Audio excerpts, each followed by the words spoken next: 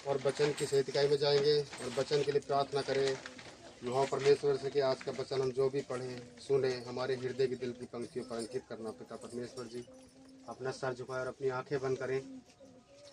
धन्यवाद करते हैं पिता परमेश्वर जी आपको इस सुंदर समय के लिए, इस सुंदर समय के लिए आपको दिल की गहराई से धन्यवाद देते हैं मेरे यहोवा परमेश्वर जी। दया करने वाला यहोवा है तो मेरे पिता परमेश्वर जी, आपको आपकी स्तुति वंदना महिमा आराधना करते हैं प्यारे प्रभु जी। आपकी जय जयकार करते हैं मेरे प्यारे प्रभु जी। बड़े विश्वास के साथ पिता परमेश्वर जी इस कलीसिया के हर एक जन को प्रभु जी तेरे हाथों में सौंपते हैं। इनकी खेती बाड़ी को, पशु मवेशियों को, इनके घर परिवार को, हर एक जन को प्रभु जी तेरे हाथों में सौंपते हैं मेरे खुदावंद। अपना आशीष भरा हाथ इनके सभी के सरों पर रखना मेरे खुदावंद। आपको धन्यवाद देते हैं मेरे यहोवा परमेश्वर जी। और आज के वचन के लिए प्रार्थना करते हैं मेरे यहोवा परमेश्वर जी। आज का वचन 10 नहीं 30 नहीं पूरा 100 गुना फल है। यीशु नासरी के नाम में आपको धन्यवाद देते हैं आज के वचन के लिए मेरे यहोवा परमेश्वर जी। वचन में आपके लिखा गया है पिता परमेश्वर जी, आकाश आपका सिंहासन और पृथ्वी आपकी पैरों की चौकी है मेरे यहोवा परमेश्वर जी। हे मेरे यहोवा परमेश्वर जी, हर एक जन को, हर एक कलीसिया के हर एक जन को प्रभु जी तेरी चौकी के नजदीक लाते हैं। अपना आशीष भरा हाथ सभी के सरों पर रखना मेरे खुदावंद मेरे यीशु नासरी। आपके वचन में लिखा गया है, बहुत से थके मांदे लोगों मेरे पास आओ, मैं तुम्हें विश्राम दूंगा, आशीष दूंगा, अनुग्रह दूंगा। हाँ, हम मानते हैं यहोवा परमेश्वर जी, इस हर एक जन को प्रभु जी तेरे चरणों में लाते हैं मेरे खुदाबंद। अपना आशीष भरा हाथ सभी के सरों पर रखना मेरे खुदाबंद। आपको धन्यवाद देते हैं मेरे यहोवा परमेश्वर जी। और इस जगह को प्रभु जी आपके लहू से ढांपते हैं मेरे यहोवा परमेश्वर जी। दया करना पिता परमेश्वर जी। आपके वचन में लिखा गया है, मांगो तो तुम्हें दिया जाएगा, खटखटाओगे तो तुम्हारे लिए खोला जाएगा और ढूंढोगे तो तुम पाओगे। प्यारे प्रभु जी, हम जानते हैं, हम मांगते हैं तो हमें मिलता है, और ढूंढते हैं तो हम पाते हैं, और खटखटाते हैं तो हमारे लिए खुल जाता है मेरे यीशु नासरी मेरे खुदावंद। आपको धन्यवाद देते हैं मेरे यहोवा परमेश्वर जी सुंदर समय के लिए मेरे यहोवा परमेश्वर जी। आपके दास को प्रभु जी आपके हाथों में सौंपते हैं मेरे खुदावंद। वचन बोलने की सामर्थ, भजन बोलने की सामर्थ, आशीष प्रदान करना उन्हें मेरे खुदावंद। आपको धन्यवाद देते हैं सुंदर समय के लिए मेरे यहोवा परमेश्वर जी। पवित्र आत्मा से प्रार्थना करते हैं पिता परमेश्वर जी, आ जाइए पवित्र आत्मा, आ जाइए। Hallelujah hallelujah hallelujah. धन्यवाद करते हैं पिता परमेश्वर जी आज के वचन के लिए प्रभु जी। जो हम मांगे पिता परमेश्वर हमें मिल जाए तेरे नाम से मेरे खुदावंद। विश्वास करते हैं मेरे यीशु नासरी, मांगते हैं यीशु नासरी के नाम में, आमीन।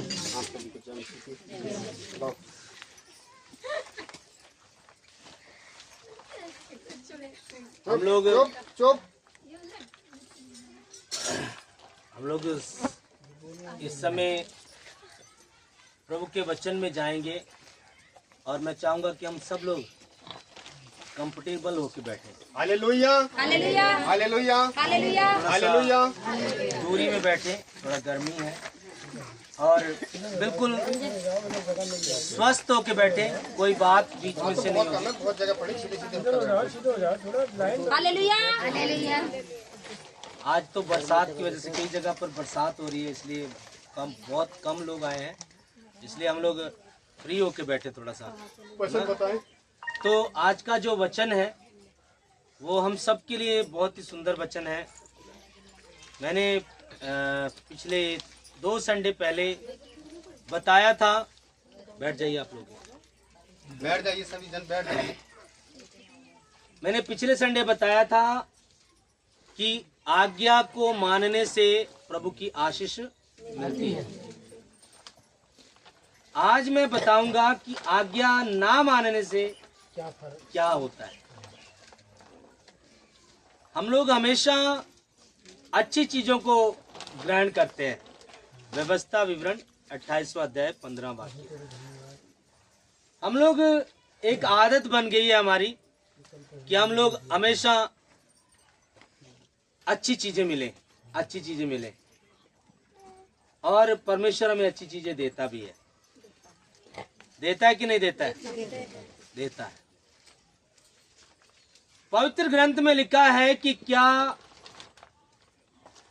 कोई ऐसी माँ या ऐसा बाप है जिसका बच्चा उससे रोटी मांगे तो वो उसे पत्थर देगा?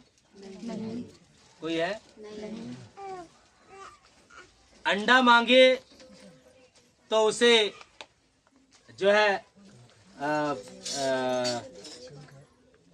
ये रोटी मांगे तो पत्थर देगा, अंडा मांगे तो बिच्छू देगा? कोई है ऐसा व्यक्ति? नहीं है ना। मछली मांगे तो सांप देगा? कोई है ऐसा? ये वचन में लिखी हुई बात बोल रहा हूं। कहता बुरे होने पर भी तुम अगर अपने बच्चों को अच्छी चीजें देना जानते हो तो तुम्हारा स्वर्गीय पिता मांगने वालों को अच्छी वस्तुएं क्यों ना देगा।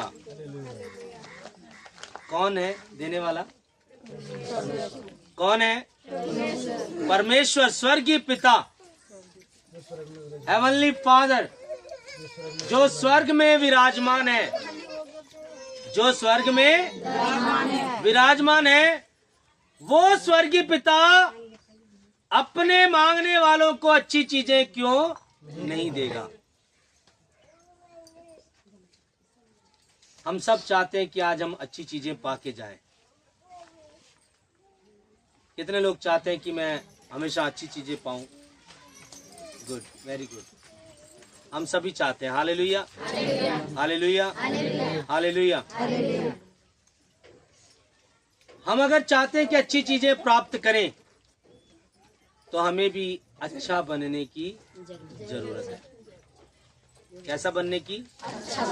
अच्छा बनने की जरूरत है। जब तक हम अच्छा नहीं बनते तब तक हमारे जीवन में हम अच्छी चीजों को प्राप्त नहीं कर पाएंगे। अच्छा बनना है। और आज का वचन मैं आपको बता देना चाहता हूं, आज की वाणी में आपको बताना चाहता हूं कि आज्ञा ना मानने से क्या होता है। सबसे पहले तो इस सभा में मैं उन सब का स्वागत करता हूं जो व्यक्ति आज पहली बार इस सभा में आए हैं। कुछ व्यक्ति शायद आज नए हैं, हमारी सभा में पहली बार आए हैं। और हम सभी जानते हैं कि ये जगह तो पूरी कम पड़ती है, लेकिन अभी मौसम की वजह से लोग नहीं आ पा रहे। तो जो नए व्यक्ति हैं प्लीज़ अपना हाथ उठाएं। जो पहली बार इस भवन में आए हैं, बहुत सुंदर बात है। ये 11 व्यक्ति, सुंदर बात है, 11 व्यक्ति आज पहली बार इस सभा में आए हैं। तो प्रभु यीशु मसीह के नाम पर सारी कलीसिया के साथ मिलकर हम ताली बजा के आपका स्वागत करते हैं।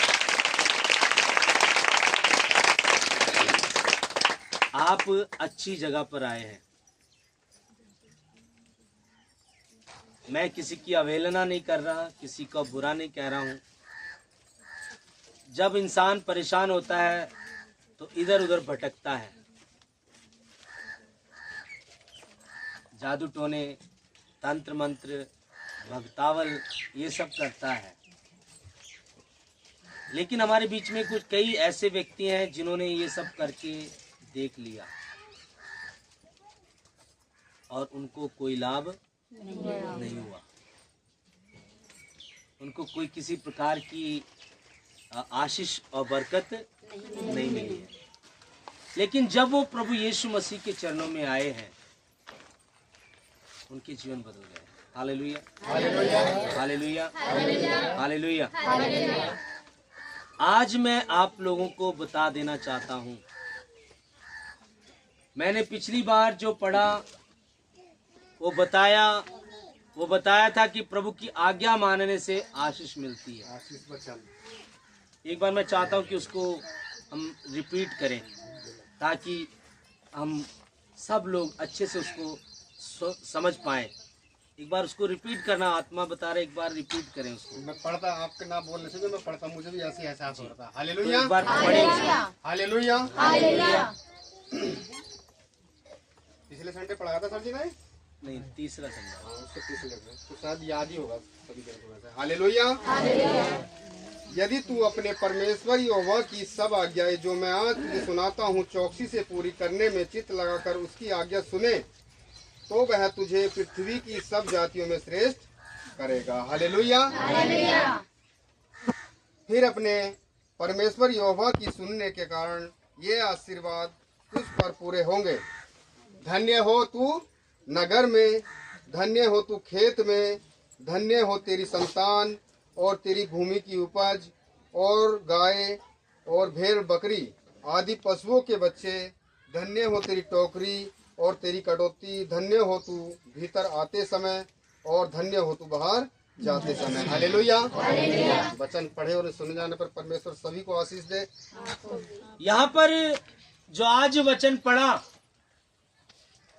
कि यदि तो अपने परमेश्वर यहोवा की सब आज्ञाएं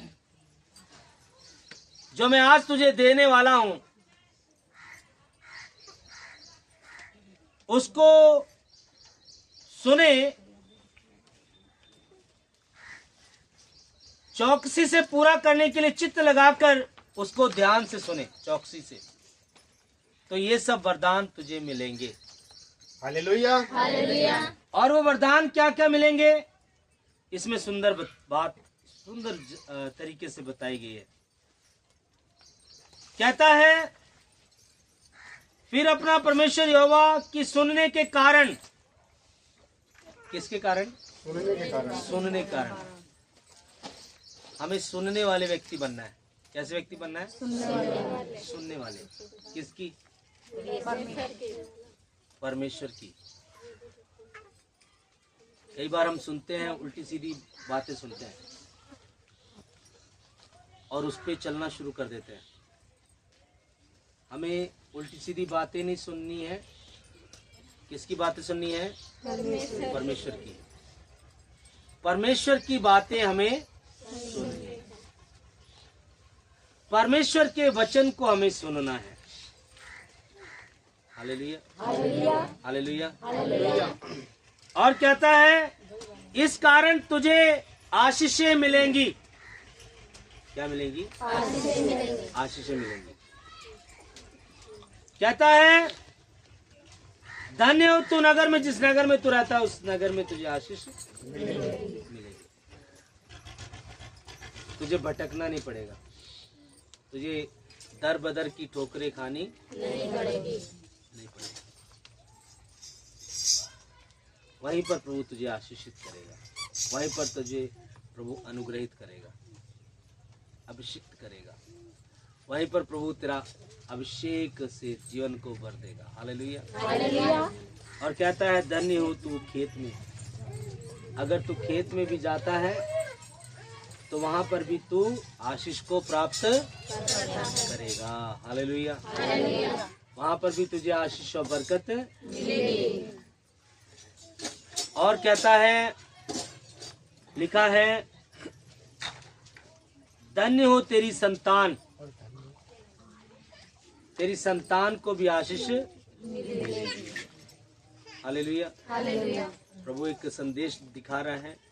हमारे बीच में एक ऐसा व्यक्ति बैठा है जिसके इस समय भी यहाँ पर कलेजे में दर्द होता है, दर्द अनुभव होता है उसको, और अभी भी वो महसूस कर रहा है उस दर्द को। हम इस वचन के बाद उसके लिए प्रार्थना करेंगे। ठीक है? कौन है? हाथ उठाएं। यस, 2 व्यक्ति हैं। हम इस वचन के बाद उसके लिए प्रार्थना करेंगे। ठीक है? तो कहता है कि तेरी संतान को भी मैं आशीष दूंगा, तेरी संतान को भी मैं आशीष दूंगा, बरकत दूंगा तेरी संतान को भी। संतान फलेगी फूलेगी, बर्बादी की ओर नहीं जाएगी। इसलिए अगर हम लोग चाहते हैं कि हमारी संतान आशीषित हो, हमारी संतान अच्छे रास्ते पर चले। एक माँ बाप किसके लिए जीते हैं? अक्सर मैं समझता हूँ जब शादी होती है, शादी होने के 2-3 साल एक दूसरे के लिए जीने की इच्छा होती है। उसके बाद बच्चे आ जाते हैं तो फिर बच्चों के लिए जीने की इच्छा होती है ना? फिर और कुछ अच्छा नहीं लगता, फिर हमारे बच्चे हमें अच्छे लगते हैं, फिर हम बच्चों के लिए जीते हैं। और हर कोई व्यक्ति ये चाहता है कि मेरे बच्चे अच्छे बने। हालेलुया। कितने लोग चाहते हैं उसके बच्चे अच्छे ना हो? हाथ उठाएं। हालेलुया। बहुत अच्छी बात। आप लोग ध्यान से सुन रहे हैं। कभी कभी मैं टेस्ट भी लेता हूँ कि आप लोग सुन रहे हैं या नहीं सुन रहे हैं। तो इसलिए चौकसी से सुनना, ध्यान से सुनना। हम सब चाहते हैं कि हमारे बच्चे अच्छे से जीवन बिताएं, अच्छे से रहें ना? तो बच्चों को अगर अच्छा रखना है तो शुरुआत की बुनियादी शिक्षा हमारे अंदर, खुद के अंदर सही होनी चाहिए। स्वामी अगस्तुस ने कहा है कि बच्चे की प्रथम पाठशाला कौन है? माँ बाप। प्रथम पाठशाला बच्चे की जो है वो माँ बाप है। जैसा माँ बाप करेगा वैसा ही बच्चा करेगा। ये तो बहुत बड़ा एक्सपीरियंस है मेरे पास इस चीज का, क्योंकि मैं आए दिन फील्ड में रहता हूँ, मैं दुनिया में घूमता हूँ। आए दिन मेरे पास सैकड़ों केस यही आते हैं, हमारे बच्चे नहीं सुन रहे, हमारे बच्चे कहना नहीं मान रहे, हमारे बच्चे गलत रास्ते पे चले गए, मेरी बेटी गलत रास्ते पे चली गई, मेरा बेटा गलत रास्ते पे चला गया। अभी कुछ दिन पहले एक केस आया था, बहुत डेंजर केस। कल मेरे से वो बात कर रही थी, वो बहन जिसका बेटा एक देहरादून में एक ग्राफिक हॉस्पिटल है वहाँ पर कार्य करता था, अच्छा काम करता था, और वहाँ पर शायद बुरी संगति में पड़ा, और बुरी संगति में पड़ने के बाद उसके पास जब पैसे की जरूरत पड़ी, क्योंकि बुरे कामों के लिए तो पैसा कोई देता है, अपने आप की जेब से ही लगाना पड़ता है ना गलत कामों के लिए। तो जब उसने देखा कि उसके पास पैसा नहीं है, और जब एक लत लग जाती है, चाहे वो नशे की हो, चाहे वो आप लोग समझ सकते हैं किसी चीज की भी, जब वो लत लग जाती है तो वो छूटती नहीं है। उसने एक ऐप चल रहा है आजकल, कई लोग उसमें फंसे हैं, मैं ध्यान बताना चाहता हूँ आप लोगों को। मेरे ख्याल से अभी तक जब से वो ऐप चला है, ज़्यादा समय नहीं हुआ है, उसमें लोन दे रहे हैं, लोन मोबाइल पे लोन दे रहे हैं। याद रखना, अपने बच्चों को सतर्क करना, मोबाइल पे लोन दे रहे हैं। और 5,000 रुपये का उसने लोन लिया शुरुआत में, और जब वो चुकाया नहीं गया, 5,000 को पूरा करने के लिए 7,000 का लोन लिया, वो भी नहीं चुकाया गया। ऐसे बढ़ता गया, लोन लेता गया और उसको लोन देते गए। अंत में उसके ऊपर 3,90,000 रुपया कर्जा हुआ, और जब उसने कर्जा नहीं दे सका तो उसके व्हाट्सएप से उसके कुछ फोटो लिए उन्होंने, और गलत अनलीगल फोटोज उन्होंने शेयर किए उन कंपनी वालों ने। एक ऐप चला है, ध्यान देना। अपने बच्चों को जब आप ये फ़ोन देते हैं ना, बहुत सतर्कता से फ़ोन इस्तेमाल होना चाहिए। तो डिप्रेशन में चला गया। अब जाके कहीं उसके माँ बाप ने उसका कर्जा, वो तो मम्मी गवर्नमेंट टीचर है और पापा बीजेपी का एक नेता है, दोनों बहनें पढ़ाती हैं, मिलके उसका कर्जा उतारा। आप लोग शायद जानते हैं, ग्रुप में आती हैं, अबला राई उनका बेटा है। जब ऑनलाइन प्रार्थना होती शाम को तो वो जुड़ती हैं शाम को, कभी आजकल नहीं जुड़ रही, उसी परेशानी में पड़ी हुई है। मेरे प्रियो, मैं आपको बताना चाहता हूँ कि बच्चे की बुनियादी शिक्षा सही होनी चाहिए। ये तो बड़ा गंभीर विषय है, गंभीर विषय है ये, लेकिन मैं ज़्यादा आप लोगों को इस पे नहीं बोलना चाहता। तो कहता है कि तेरे बच्चों को आशीष देगी, परमेश्वर का वचन कहता है तेरे बच्चों को आशीष, तेरे बच्चे गलत संगति में नहीं जाएंगे। तेरे पशुओं को आशीष मिलेगी, पशुओं के बच्चों को आशीष मिलेगी। जिस टोकरी में तू सब्जी ला के रखता है उस टोकरी को आशीष मिलेगी। जिस बर्तन में तू अनाज रखता है उसको आशीष मिलेगी। तेरे घर पर आने पर आशीष मिलेगी और घर से बाहर जाने पर आशीष मिलेगी। तुझे प्रभु हर परिस्थिति में संभाल के रखेगा। और क्या चाहिए भैया हमें? जो प्रभु इतने प्रॉमिस कर रहा है कि तुझे मैं इतनी बड़ी आशीषें दूंगा, तो इससे बढ़ के भी कुछ और चाहिए प्रभु से? चाहिए? अरे प्रभु ने तो सब कुछ दे दिया। हम लोग कई लोग सोचते हैं कि मेरे जीवन में प्रभु ने किया क्या है। कितने लोग ऐसा सोचते हैं कि मेरे जीवन में प्रभु ने क्या किया, मुझे कोई गिफ्ट नहीं दिया प्रभु ने, कोई वरदान नहीं दिया मुझे प्रभु ने। कोई सोचता है ऐसे?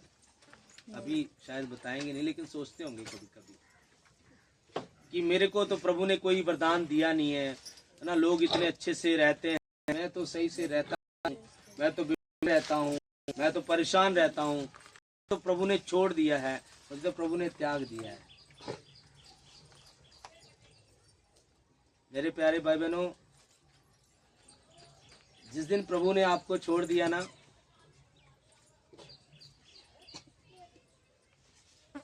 वचन कहता है नंगे हो जाएंगे हम लोग। आदम और हेवा जब शुरुआत में, जब पहले पुरुष और स्त्री बोलते हैं जिसको हम, जब वो परमेश्वर से दूर हुए, ध्यान देंगे, जब वो परमेश्वर से क्या हुए? दूर हुए, तो उन्होंने अनुभव किया कि वो नंगे हैं। परमेश्वर से दूर होना ही नंगा हो जाना है। और वो छुप गए, वो छुप गए। और जब प्रभु यीशु मसीह को क्रूस पे चढ़ाया गया, आप ध्यान देना, उनके सिर्फ इतने हिस्से में कपड़ा था, बाकी वो नंगे थे।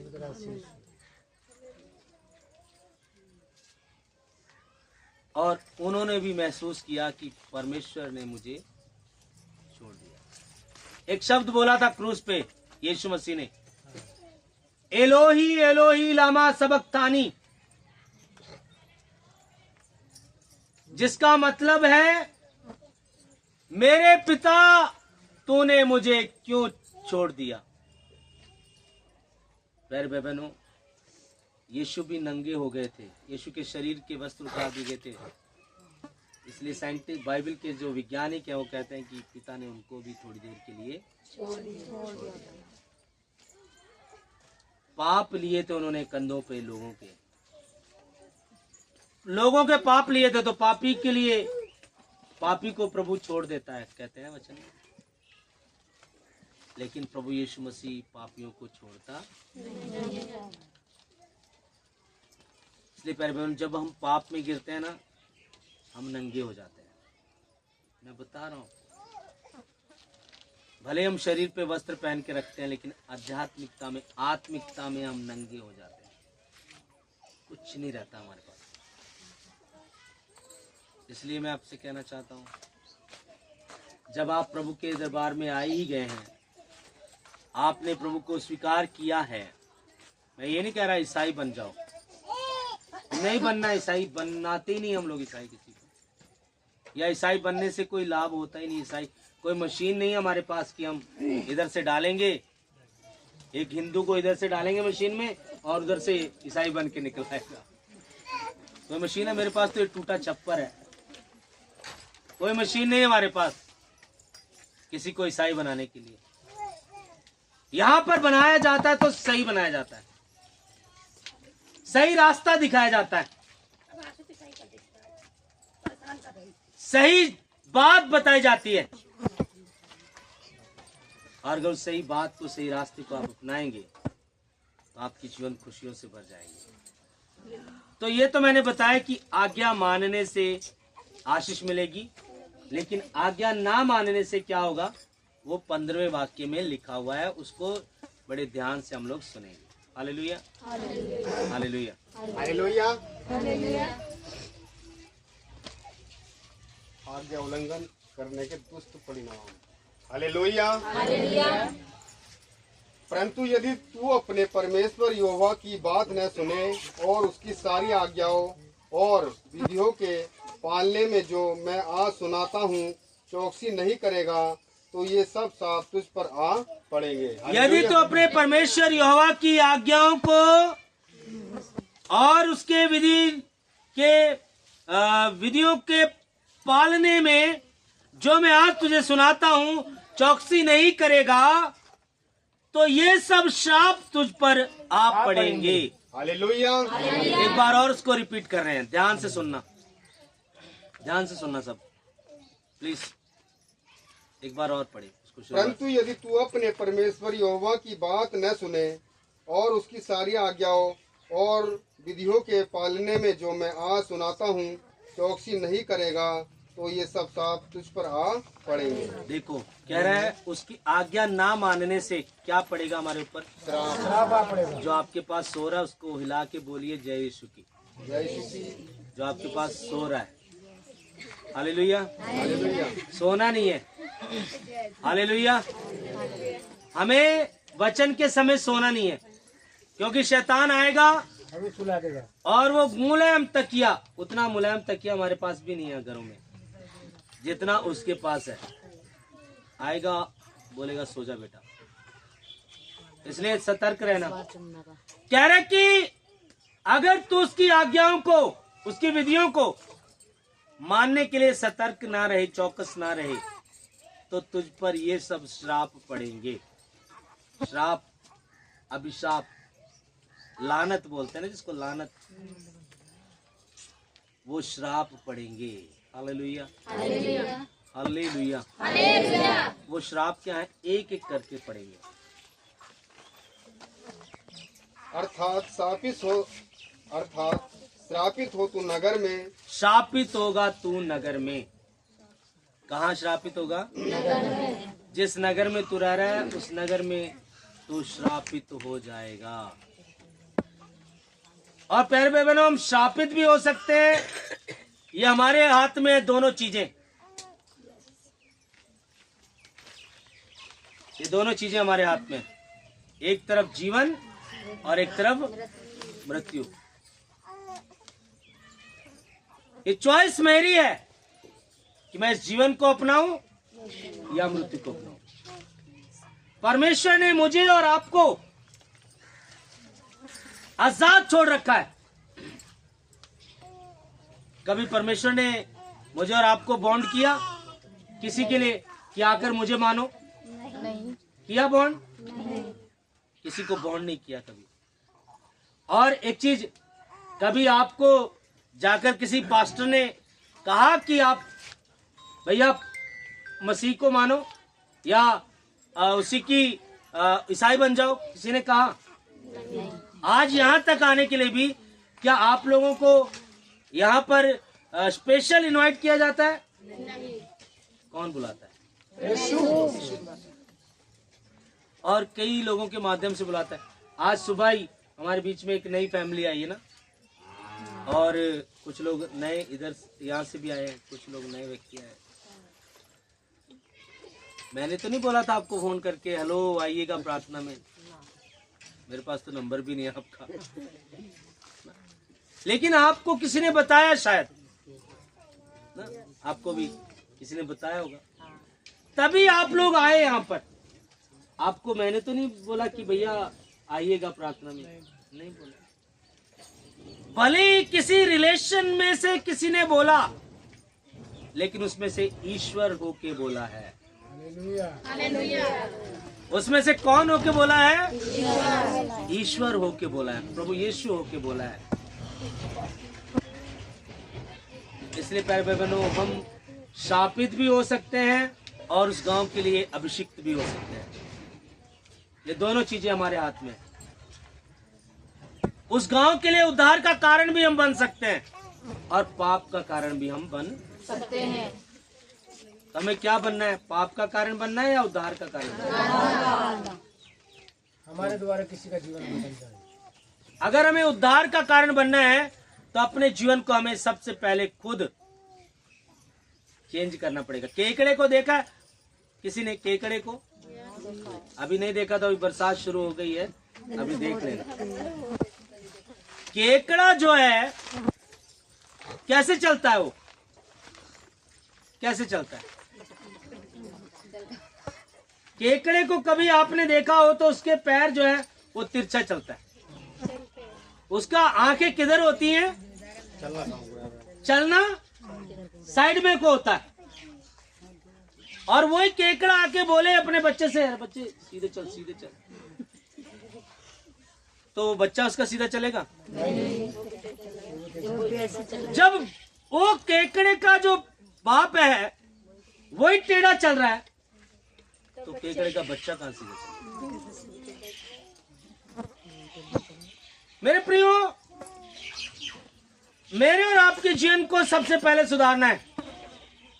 हम खड़े होकर वचन की घोषणा कर रहे हैं, हम प्रार्थनाएं कर रहे हैं, हम दूसरे के लिए भविष्यवाणियां कर रहे हैं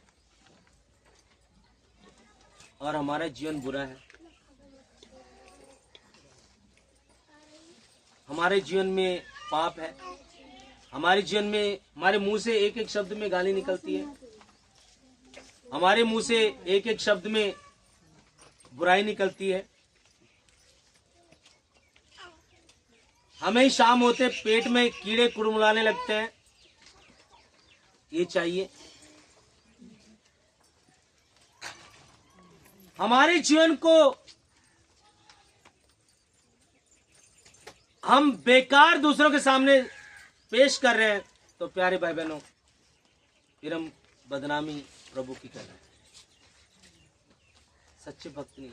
तो क्या देख के प्रभु के लोग प्रभु में आएंगे?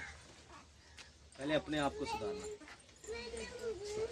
हम दूसरे में बुराई खोजते हैं, हम दूसरे को बुरा बोलते हैं, दूसरे को गलत कहते हैं, लेकिन अपने आप को चेक नहीं करते। बुरा जो खोजन में चला, बुरा ना मिलिया को,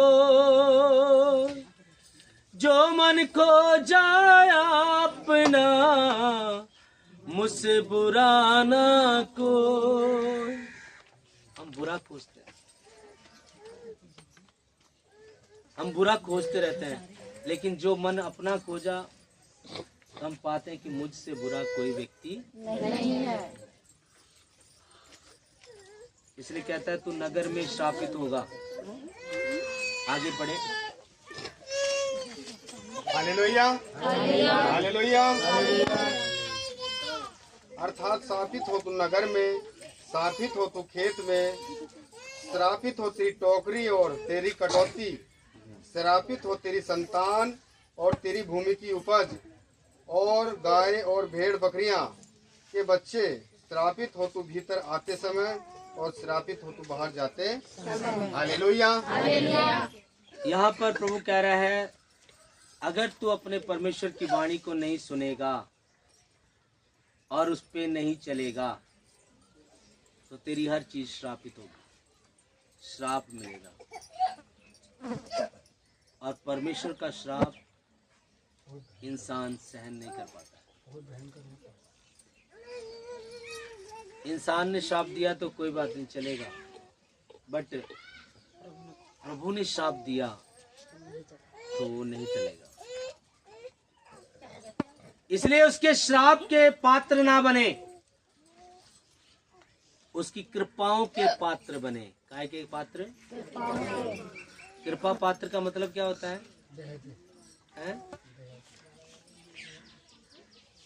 कृपा का पात्र बनना क्या होता है? कृपाओं का पात्र। Very good. पात्र किसे कहते हैं? पात्र किसे बोलते हैं? भाई कोई हमारे बीच में हिंदी पढ़े लिखे नहीं? बर्तन, बर्तन। एक ही बैठी है सामने बहन, बोल रही बर्तन। पात्र होता है बर्तन। कृपाओं से भरा हुआ बर्तन बनना है, श्राप से भरा हुआ बर्तन नहीं बनना है। लोग हमें देख के खुश हो जाने चाहिए, हमारी आवाज सुनने के लिए लोग तरसने चाहिए। एक बार हम किसी से मिल गए तो दोबारा मिलने के लिए उसके मन में, उस व्यक्ति के जीवन में एक इच्छा होनी चाहिए, एक तड़प होनी चाहिए कि वो बंदा कब मिलेगा दोबारा मुझसे। लेकिन कई बार हम अपना जीवन ऐसा बना देते हैं, एक बार मिल गए तो दोबारा उस बंदे के सामने गए तो वो रास्ता ही काट जाता है। अरे कहाँ इसके मुंह लग रहे हो? कहाँ इसके मुंह लग रहे हो भैया? ऐसा व्यक्ति नहीं बनना है। अपने मुंह से कभी कटु वचन नहीं बोलना है, बुरे वचन नहीं बोलना है। ऐसी वाणी बोलिए मन का आपा कोई और उनको शीतल करे आपको शीतल। हमारे जीवन में ऐसी वाणी बोलनी है कि औरों को भी हम प्रसन्न करें, खुद भी प्रसन्न। हालेलुया। इसलिए अगर हम श्राप के पात्र बन जाएंगे, श्रापों के पात्र बन जाएंगे, तो हमारा जो लक्ष्य है उसको हम प्राप्त नहीं कर पाएंगे। लक्ष्य क्या है हमारा? पिछले संडे शायद मैंने बताया था। लक्ष्य क्या है हमारा? हम किस चीज को पाने के लिए यहां पर संगति में बैठे हुए हैं? उद्धार पाने के लिए।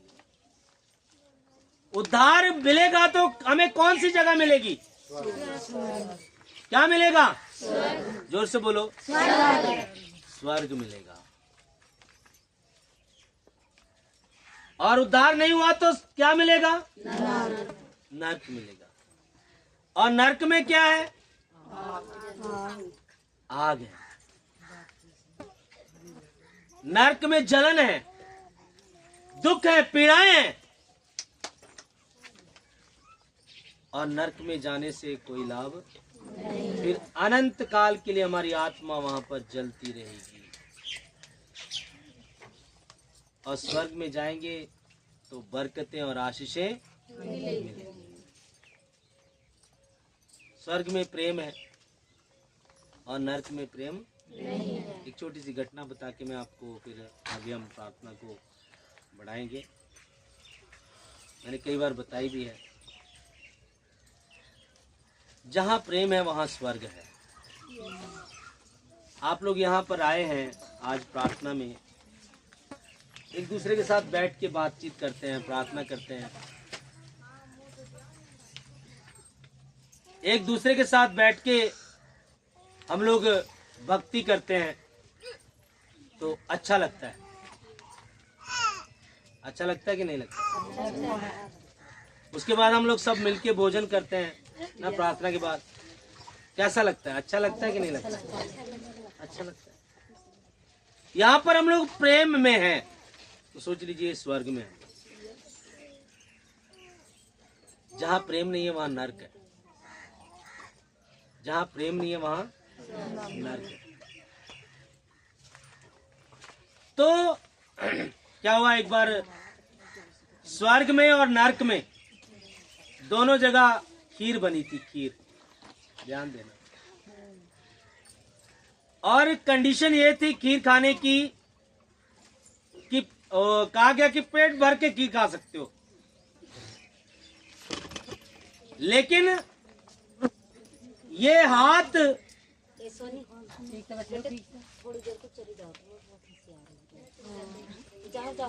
वचन चल रहा है। इसको बोलो बेटे, थोड़ा मुंह धो के जाओ और थोड़ा सा वहां से उठो, थोड़ा सा उठो, वहां से उठो, उठो जल्दी उठो और वहां पीछे बैठो। यस, ठीक।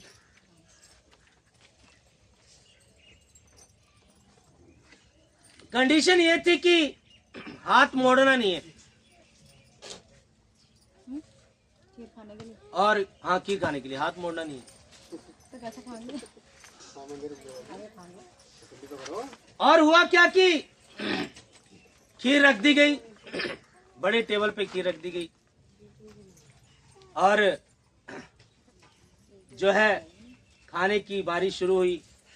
अब स्वर्ग में तो प्रेम है, स्वर्ग में सब ने पेट भर के खीर खाई। सर एक दूसरे को खिला रहे। Very good.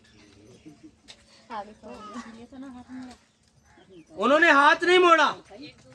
एक दूसरे को खिलाई। अपने मुंह में डालेंगे तो हाथ मोड़ना पड़ेगा ना, लेकिन उन्होंने उठाया, दूसरे के मुंह में खिलाते गए।